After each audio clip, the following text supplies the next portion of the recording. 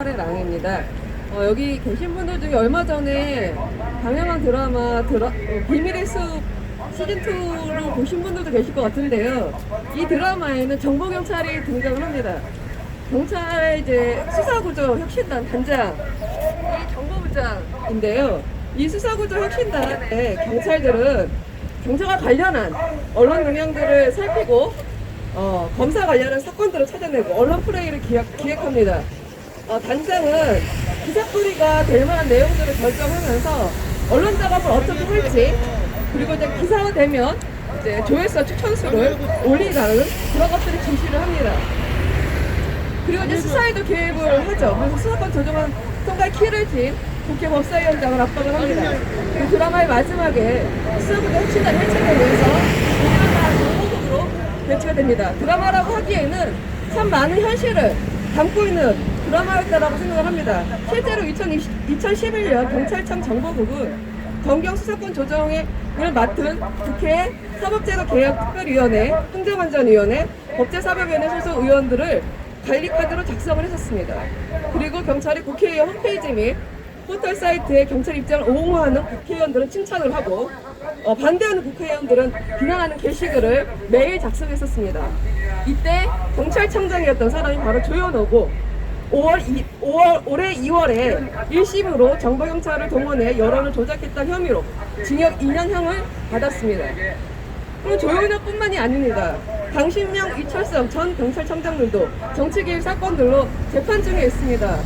여당 및 친박 후보의 승리를 위해서 청와대 정무수석의 지시에 따라 강신명과 이철성은 정보국을 지시하고 정보국의 일을 지시하고, 이들은 전국의 일선 정보경찰들을 동원해서 선거에 개입하는 그런 정치 공작들을 벌였죠. 그리고 선거 개입뿐만이 아니라 정보경찰은 정권에 부담이 된다는 이유만으로 정치인, 공직자, 민간인 가릴 것 없이 사찰하고 감시했습니다.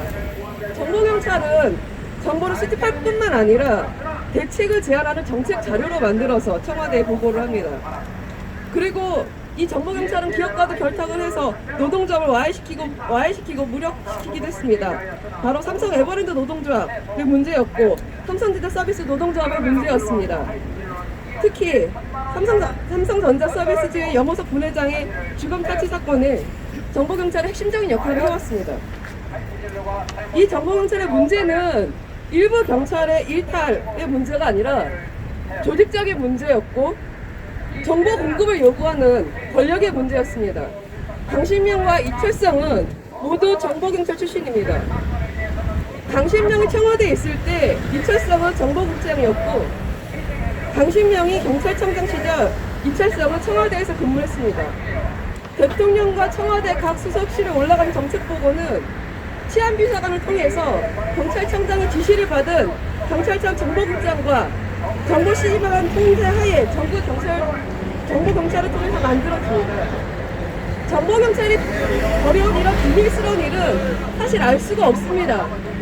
연구빌딩 지하창고 압수수색 우연히 발견된 문건으로 시작돼서 드러난 사건들은 아마 빙산의 일각일 것입니다. 그러나 드러난 사건만으로도 이런 업무들이 존재해서는 안 된다는 이유를 우리는 명확하게 알고 있습니다. 정보경찰의 주된 업무가 범죄에 관련한 정보 수집이 아니라 청와대 등에 보고하기 위한 정책 보고서였다라면 굳이 정보경찰이 필요한 이유는 청와대밖에 없지 않겠습니까? 현재 정부 여당은 정보경찰의 정보활동을 정치하고, 다만 정보경찰의 업무 범위를 제한하겠다는 입장입니다. 개정안에는 치안 정보를 공공 안녕에 대한 위험의 예방, 대응 관련 정보로 변경했습니다. 그러나 공공 안녕 역시 추상적이고 누가 무엇을 공공 안녕이라고 규정할지에 따라 다를 수 있습니다. 무엇보다도 공공 안녕이라는 이유로 수집된 정보가 대체 무엇일지 우리는 알 수가 없습니다. 확인되지도 않죠. 경찰이 수집해야 할 정보는 범죄 관련 정보일 때 타당하고, 이 기능은 수사부도사에서 담당하도록 하면 됩니다. 정책 정보에 대한 수집은 더 이상 경찰에서는 안 됩니다. 또한 정보경찰이 인사검증의 업무를 담당해야 될 합리적인 이유도 없습니다. 결국 그동안 정보경찰이 해왔던 업무는 더 이상 유지될 필요가 없기 때문에 정보경찰은 폐지되어야 합니다. 이것이 바로 경찰 개혁의 가장 중요한 출발이라고 생각합니다. 마치도록 하겠습니다. 네.